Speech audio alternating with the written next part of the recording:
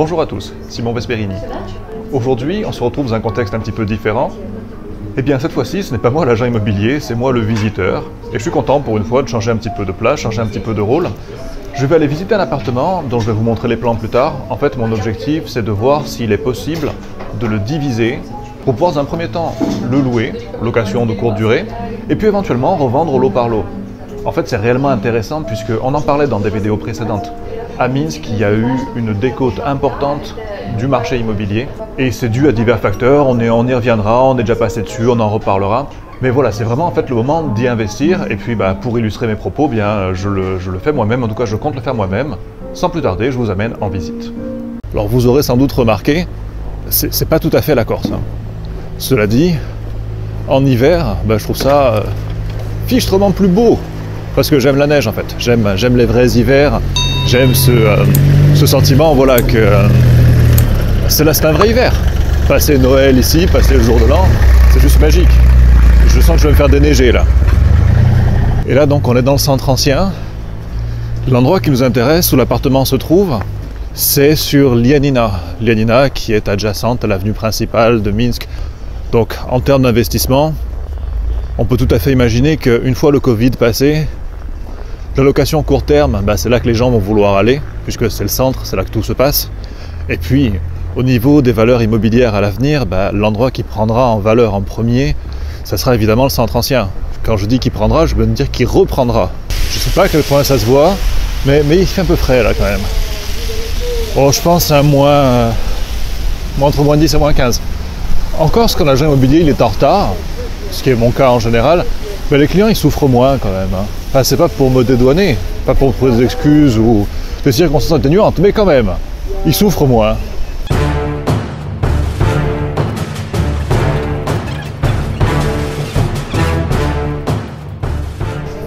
Et nous y voilà donc, l'un des deux appartements. Bon, évidemment, inutile de vous préciser, c'est un appartement qui est entièrement à rénover et à redistribuer. C'est tout l'intérêt quand on achète pour découper. On ne peut pas acheter un truc qui est en parfait état pour tout le casser. Donc je vais m'atteler à essayer de repérer les écoulements, puisque évidemment les écoulements c'est fondamental. Quand on va découper, on va avoir besoin de créer des salles de bain supplémentaires, cuisine supplémentaire. Aujourd'hui une salle de bain, une cuisine. On va vouloir avoir 3 salles de bain, 3 cuisines si on découpe en 3. Donc aux écoulements à présent. Alors je vais vous la faire assez grossièrement, mais je pense que vous allez comprendre. On a un sas d'entrée ici, la porte principale. Moi, j'aurais aimé étudier la possibilité de faire une seconde porte palière, là ou là. Mais malheureusement, ça, on est dans la cage d'escalier, il faudrait monter avec une échelle, ça va pas être bon. La solution, puisque moi je voudrais créer un appartement ici, un appartement là, et un appartement ici. C'est-à-dire avoir 1, 2, 3 lots. La solution que j'envisage pour ce faire, c'est ici de décaler donc, cet espace qui sont des salles de bain vers l'avant, ici, donc condamner le couloir en fait, de façon à recréer le couloir sur l'arrière. Et ça nous permettrait de distribuer depuis ce sas d'entrée là vers le premier appartement qui est ici, évidemment le dernier qui est là, et on aurait une salle de bain ici, une salle de bain là. Évidemment, le premier, il aurait sa salle de bain là. Comme ça, on garderait tous les points d'eau aux mêmes endroits pour les évacs. Et on créerait ici une entrée pour ce lot-là. Alors, je sais, ça fait beaucoup de ronds ridicules sur la même photo, mais je pense que vous avez compris. 1 lot, 2 lots, 3 lots. Et ça, c'est notre sas d'entrée qui nous sert à desservir les 3 appartements. L'important, c'est les évacs. Pour tout le reste, évidemment, c'est évident.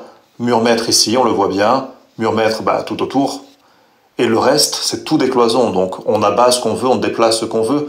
Vu l'état de l'appartement, on peut évidemment se permettre de rentrer dans des rénaux totales, puisque tout est à refaire quoi qu'il arrive. Quand on regarde ici, effectivement, est porteur le mur là-bas, qui est le mur d'enceinte de l'immeuble, et le pilier que l'on voit là. Mais cette cloison-là, qui n'était pas porteuse à l'origine, l'immeuble peut bouger dans le temps et ça peut devenir porteur. Et ça, à vue d'œil, c'est pas possible de le savoir, il faut faire une étude. C'est un immeuble de l'époque stalinienne et on voit la hauteur sous plafond, savoir que c'est le top de ce qui se fait en qualité de construction sur l'immobilier ancien ici. C'est la qualité du gros œuvre. Mais quelle est cette petite pièce où l'on meurt de chaud? Ben, elle me plaît, moi, celle-là, en tout cas, parce qu'ici, on n'a pas froid. Ouais, là, il fait chaud, alors je sais pas ce que c'est. Bah, là, je pense que ce sont les... tuyaux de chauffage. Ouais, c'est les tuyaux de chauffage. Prendre le linge. C'est les tuyaux de chauffage. Et ici, c'est... Bah, au moins, il y fait chaud. Il fait bon vivre. Здесь через V30 лет назад. Не 30, 13. А, 13, окей. 13. 13, окей.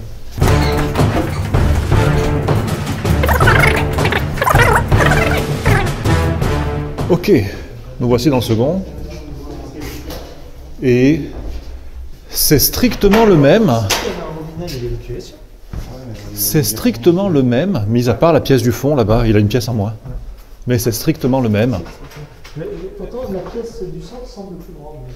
Il faut acheter les deux et faire un duplex. Hein. Voilà, c'est tout. Je déconne. Alors, notez stratégiquement la protection des oreilles. Parce que franchement, c'est un coup à perdre ses oreilles, là, le moins 14. On va aller voir un appart qui a été refait, qui était le même en fait, et qui a été redistribué, refait. Et je suis vraiment curieux du résultat. Voyons ce que ça donne. Zabela Rose. Donc la rénovation, elle a 15 ans. C'est bien parce que ça nous renseigne effectivement sur les porteurs. Donc la cloison qui était ici, elle a été tombée, puis déplacée là. Il y a un gros boulot en menuiserie sur mesure, c'est clair. Ils ont changé l'emplacement de l'entrée de la salle de bain. Oh, ils ont une vraie belle baignoire. Ici, ils aiment beaucoup les baignoires et les grandes baignoires, et je ne peux que les féliciter de ça. Oh, le génie! Maladiette! Alors, je suis si content parce que dans l'appartement du dessous, qui est la copie stricte de cet appartement-là, ils ont réussi dans cette zone-là, où on a les écoulements du système de chaudière, de chauffage de l'immeuble, à y faire une salle de bain. Je ne sais pas comment ils se sont raccordés, mais je me dis que s'ils l'ont fait, on va pouvoir le faire aussi. Ce qui veut dire qu'on va pouvoir désengorger cette zone-là où on fera que 2 salles de bain, du coup. Donc on en fera une et on en fera 2. Une pour cet appart-là et une pour cet appart-là. Et l'appartement, lui, là, eh ben, il aura sa propre salle de bain qui sera là. Et ça va bien alléger le centre. Donc je suis très content. En fait, cet appart, c'est exactement le même que le premier qu'on a vu. Sauf que voilà, il a été rénové. Et ça m'a permis de voir où est-ce qu'il captait les évacuations. Moi, je pense, c'est vraiment le conseil que je vous donne, si vous êtes dans une situation qui est un petit peu équivalente à celle-là, avant de vous projeter, de faire des offres, de parler de prix, de négocier, de quoi que ce soit, revenez avec des gens de l'art pour confronter vos idées avec ce qu'il est possible de faire et bénéficier de leurs idées. C'est pour ça que c'est important d'avoir plus qu'un maçon, plus qu'un plombier, avoir quelqu'un qui a une vision, qui peut se projeter dans une modification d'appartement. Et ça peut être un archi d'intérieur, mais pas forcément. Ça peut être un entrepreneur avec une vision. Et je suis content d'avoir des gens comme ça en Corse. Par contre, je ne les ai pas ici, ou pas encore ici. Donc, prochaine étape à présent, trouver les bonnes personnes et revenir visiter. Alors, le mot de la fin, pour conclure sur pourquoi il faut investir à Minsk maintenant. Je ne vous dis pas de le faire, mais je vous dis pourquoi je le fais. Et si vous voulez le faire, vous pouvez le faire, je vous y aiderai, mais ce n'est pas l'objectif de cette vidéo. En fait, on a eu 3 malheureux concours de circonstances. C'est qu'on a 3 crises concomitantes ici. On a une crise politique, on a une crise bancaire et on a la crise du Covid comme partout. La crise du Covid, elle vient impacter les possibilités locatives et donc le prix de l'immobilier, puisque les gens qui investissent dans du locatif, ils veulent vendre parce qu'ils n'arrivent pas à louer et ils ont des prêts à rembourser. La crise politique qui vient miner la confiance des investisseurs, des acheteurs, ça c'est la même chose partout. Et la crise bancaire, on a fait une vidéo là-dessus. Les gens ont retiré massivement leur argent des banques parce qu'ils craignaient une dévalue du rouble biélorusse. Et les banques n'ont plus assez de trésor pour accorder des emprunts, donc ils gèlent les emprunts. De ce fait, évidemment, on le sait, hein, en immobilier, s'il n'y a plus de possibilité d'emprunter, il y a beaucoup moins d'acquéreurs sur le marché. Et donc, les prix qui étaient aux alentours de 2500 à 3000 € dans le centre de Minsk il y a 2-3 ans en arrière, Aujourd'hui, l'appartement qu'on a vu, on est à 1000, 1002 du mètre. Alors ok, il est entièrement à rénover, mais n'oubliez pas que les coûts de rénovation, c'est pas les mêmes partout. Vous n'allez pas payer ici le même prix qu'à Paris, puisque l'immobilier étant plus bas, le coût de rénovation va être plus bas. Donc c'est un coût à faire du x2.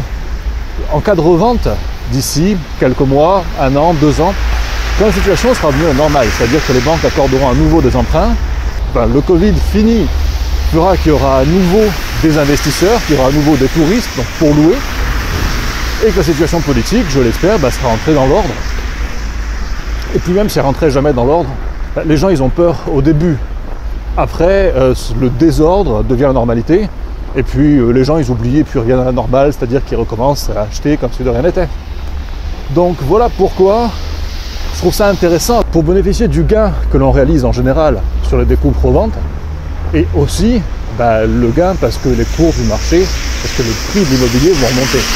Mais même si je ne pouvais pas diviser pour revendre, même acheter, rénover tel que c'est, et revendre le lot acheté, ça va valoir aussi le coup. Si vous aimez l'immobilier sous un angle un peu plus fun que les vidéos strictement éducatives, techniques, il en faut, mais à mon sens, c'est pas les plus fun, je vous invite à vous abonner à cette chaîne. Et si vous voulez des conseils précis, y compris dans des contextes comme celui de l'achat-revente, de l'achat, division, revente, de l'investissement locatif, à ce moment-là, c'est dans mes contacts privés. Mes contacts privés, c'est le lien qui est dans la description de la vidéo. Je vous remercie et je vous dis à bientôt. Ciao.